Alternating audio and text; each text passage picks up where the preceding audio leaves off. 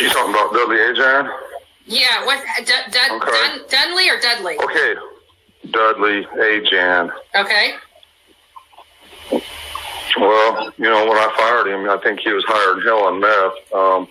He had every single sign. I wrote them on the walls so I could try to memorize, you know, every way that, you know, a meth addict acts. You know, the only one that I can really remember was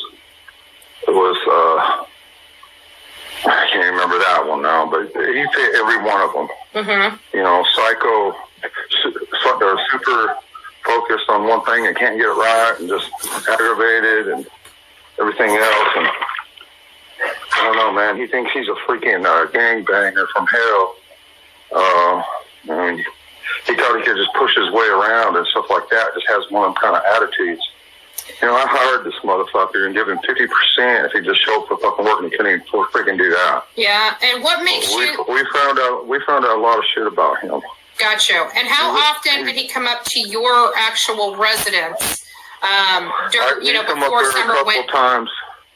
He came up there a couple times to park his vehicle because we had a long distance to travel to work on a job, and we were always fighting.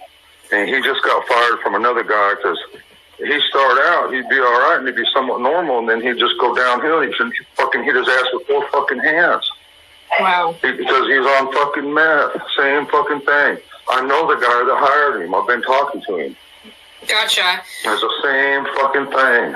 When was the last time he would have came into contact, for my, I like to have these questions, but when was the last time he would have came in contact with Summer prior to her disappearing?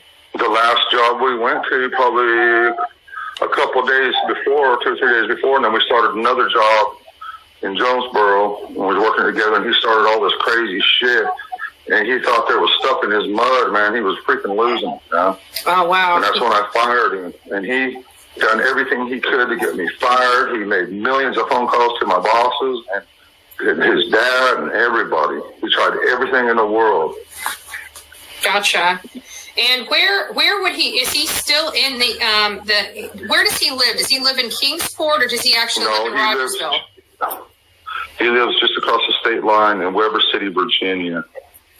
Okay. And how far is Weber City, Virginia from say your house? Not far. Not far. Okay, gotcha. Look, man, y'all